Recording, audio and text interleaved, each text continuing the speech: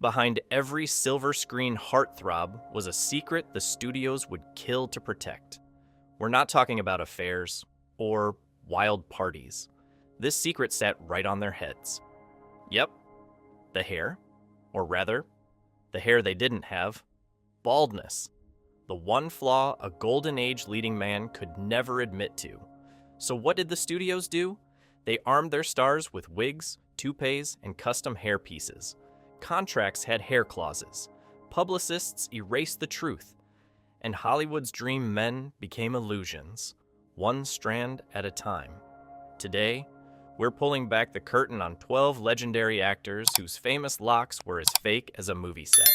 And trust me, you'll never look at these films the same way again. Number 1, Humphrey Bogart, the tough guy's soft spot. Bogart was the king of cool, the trench coat, the cigarette, that low, gravelly voice. To fans, he looked untouchable, but off camera, he was deeply self-conscious about one thing: his hair. By his mid-30s, Bogey's hairline was slipping fast. For a leading man in the 1940s, that was a career death sentence. So Warner Brothers went into crisis mode. They had him fitted with toupees so natural, most of the public never suspected. Cinematographers became part of the conspiracy. Lights angled just so. Shadows falling across his forehead. Anything to hide the line where real hair ended and fake hair began. Bogart himself joked about a lot of things. Drinking, women, even death. But not his wig. That was off limits. In his final years, even in the hospital, he wore it religiously. Friends said it wasn't vanity, it was survival. The world didn't want to see Humphrey Bogart without hair, so he never let them, except once. At his Beverly Hills pool, Bogart swam bareheaded, but only after banning photographers from the property. That was the only place he let the tough guy mask slip. The irony? Hollywood's greatest tough guy hid his biggest vulnerability on top of his head. Number 2, Fred Astaire, dancing with a hairpieces. Fred Astaire looked weightless. Every step, every spin, every leap seemed like magic. And part of that magic was his hair never moved, because it wasn't really his hair. Astaire's bald spot began showing early, and studios panicked. Their solution? High-tech hairpieces that were engineered like props. We're talking silk bases, ultra-fine mesh, medical-grade adhesives. These weren't wigs, they were inventions. Why? Because Astaire did what no other star did. Dance routines that defied gravity. Walls, ceilings, floors. His hairpiece had to stay put through every impossible move. And it did. Not once in decades of filming did a toupee slip, peel, or betray him. Even Ginger Rogers once quipped, "I did everything backwards and in high heels. But Fred? Fred did it all with a wig that never budged." For Fred, the hairpiece wasn't vanity. It was part of the costume, the illusion, the polished perfection audiences demanded. Without it, the spell might have broken, and Astaire was far too smart to let that happen. Number 3, John Wayne, the Duke's cowboy crown. John Wayne was the embodiment of American masculinity. The walk, the drawl, the cowboy hat riding low. But under that hat, a secret he guarded for decades. Wayne began thinning in his 20s. By the 40s, his baldness was obvious. But his image depended on rugged, frontier virility. So Hollywood armed him with hairpieces designed to look windswept, dusty, and perfectly rugged. Not too polished, not too perfect. His wigs had to feel like a cowboy's real hair. And Wayne? He treated them like part of his wardrobe. Hats, boots, gun belt, wig. Just another piece of gear. The challenge came during action scenes, riding at full gallop, fighting in saloon brawls, or charging through sandstorms. The Duke's wig had to stay put through it all. So his stylists came up with clever tricks, hidden straps, sweatbands stitched beneath, even bandanas tucked under his hat to anchor the piece. fans rarely noticed, but Wayne himself was blunt. "This thing's hotter than hell, but the ladies don't seem to mind." Behind the tough cowboy image, there was always a little secret tucked under the hat. Number 4, Cary Grant, the perfect man with perfect hair. Almost. Cary Grant wasn't just a movie star, he was the movie star.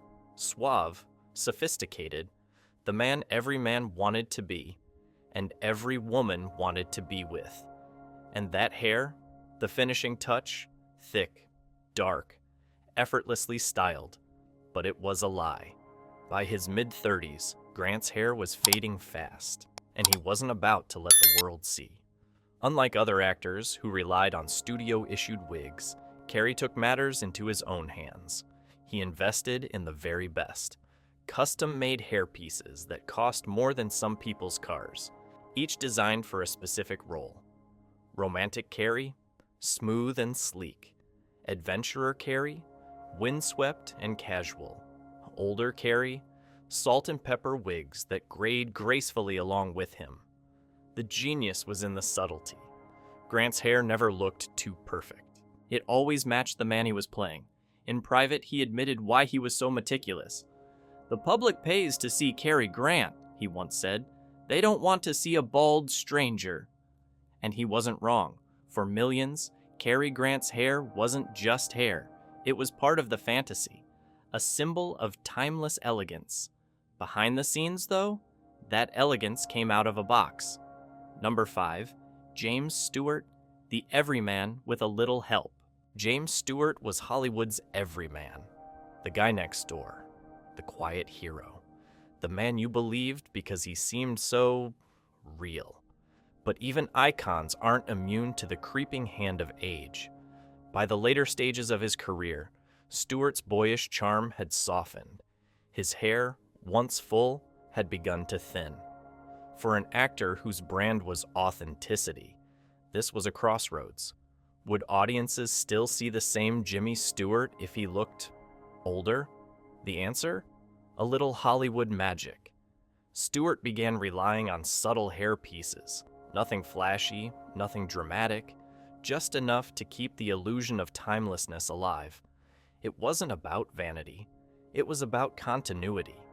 Because Jimmy Stewart wasn't playing gods or kings.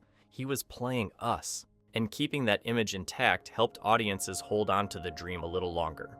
For Stewart, the hairpiece wasn't a costume. It was a quiet assist, a bridge between the man he was and the roles fans still wanted him to play. Number 6, Frank Sinatra, old blue eyes, new hair. Frank Sinatra, the chairman of the board, a man whose voice melted rooms and whose swagger made him untouchable. But even legends get rattled by the mirror. By the 1950s, Sinatra's famous hairline was retreating. The smooth crooner image he built his empire on, suddenly under threat, and Frank wasn't about to let baldness call the shots. Enter the toupee, slick, sharp, perfectly styled. The hairpiece became part of Sinatra's public armor, as essential as his tailored suits and signature Scotch glass. Here's the twist. Sinatra never shied away from the joke. Among close friends, he'd rip the wig off for a laugh. He knew it was part of the game. But in public, on stage, on screen, old Blue Eyes stayed immaculate. The toupee wasn't just hair. It was part of the Sinatra mythos. The proof that even when time tried to humble him, Frank always had the last word. Number 7, Burt Lancaster, the acrobat in a wig. Burt Lancaster was larger than life. A former circus acrobat turned Hollywood powerhouse, he had the kind of presence that made you sit up straighter. But here's the catch. Even a man built like steel isn't immune to the march of time. As the years went on, Lancaster's once thick hair started to thin. And in the image-driven world of Hollywood, that posed a problem. The solution? A series of hairpieces, each one tailored to the role, the image, the myth of Burt Lancaster. Unlike some stars, Lancaster leaned into it as performance. Playing a romantic hero? The toupee flowed with charm, portraying a hardened leader, the piece was tighter, sterner. It became part of his toolkit, just like his booming voice and commanding presence. Fans might not have known it at the time, but Lancaster's wigs weren't about hiding. They were about transforming, extending his acrobatic skills from the circus ring into Hollywood illusion. Because for Burt Lancaster, the show had to go on. Number 8. William Holden, the reluctant wig wearer. William Holden never chased glamour. He wasn't the loudest, the flashiest, or the most untouchable star in Hollywood. He was relatable, rugged, honest. But honesty in Hollywood comes with a price. As Holden aged, the studios wanted him to keep looking like the golden boy from Sunset Boulevard in Picnic. The answer, of course, wigs. The problem? Holden hated them. Unlike Sinatra, who embraced the toupee as part of his image, Holden wore his reluctantly, like a uniform he couldn't take off. On screen, it was seamless. He looked the part. Off screen, though, friends said he found it awkward, even annoying. But here's the thing. Even reluctant, Holden carried it with dignity. He might not have liked the disguise, but he respected the craft. And in the end, the wigs helped him extend his career, not by changing who he was, but by giving the audience one last glimpse of the leading man they fell in love with. Number 9.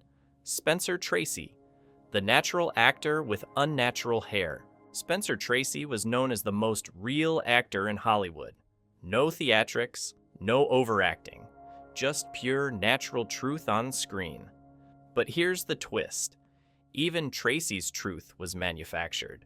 By his 40s, Tracy's hair was thinning badly.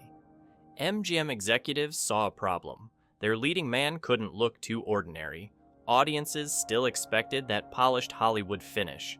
So the studio designed subtle hairpieces, not big, flashy wigs, just small fillers. Pieces that blended into his thinning crown, giving the illusion of a slightly fuller head of hair. Tracy hated fuss. He didn't want to look vain. So he wore them reluctantly. For him, it wasn't about beauty, it was about continuity. He once told Katharine Hepburn, "The audience doesn't care if I'm bald, but the studio does. So I put the damn thing on." Hepburn knew the truth. In private, she said he'd often remove the wig the second the cameras stopped rolling. To her, it was just another prop. To Tracy, it was a compromise. One that let him keep doing what he loved without distraction. The most natural actor of his time had one of Hollywood's most carefully managed illusions sitting on his head. Number 10, Robert Taylor, MGM's manufactured leading man. Robert Taylor wasn't born a star. MGM built him into one. The jawline, the piercing eyes, the flawless hair, especially the hair. In reality, Taylor's hairline started giving way in his early 30s. But MGM wasn't about to let their perfect specimen show weakness. They poured money into some of the finest wigs ever made in Hollywood. His toupees were handcrafted by the studio's best stylists. Every strand placed, every part sculpted. Executives even had a clause in his contract. His hair had to remain camera-ready at all times. Translation? If the wig slipped, Taylor could be fined. He knew it wasn't just vanity. His entire brand depended on the illusion. Women adored him, men envied him, and that image fueled MGM's box office empire. Behind closed doors, Taylor reportedly felt trapped. He once joked to a friend, "They say I've got the best hair in Hollywood." Funny thing is, I haven't seen it in years. Robert Taylor was living proof that the studio system didn't just create stars. It manufactured them, strand by strand. Number 11, Bob Hope, the comic with a secret topper. Bob Hope could joke about anything. Politics, presidents, Hollywood, even himself. But there was one thing he rarely joked about on stage, his wig. By the time Hope hit his prime, his hair was almost gone. But audiences expected the cheeky, charming comic with that slicked back head of hair. So he obliged, with a toupee he wore for over 50 years. Unlike other stars, Hope didn't change his look. The wig stayed almost identical for decades. It became part of his brand, as recognizable as his ski nose or golf club. Behind the scenes, though, he had fun with it. During USO tours performing for soldiers, he'd sometimes take it off mid-routine, sending crowds into hysterics. But on camera, never. The hairpiece was sacred. The joke, as far as the public was concerned, didn't exist. By the 90s, the wig fooled no one, but fans didn't care. For generations, Bob Hope meant that face, that voice, that hair, and he knew it.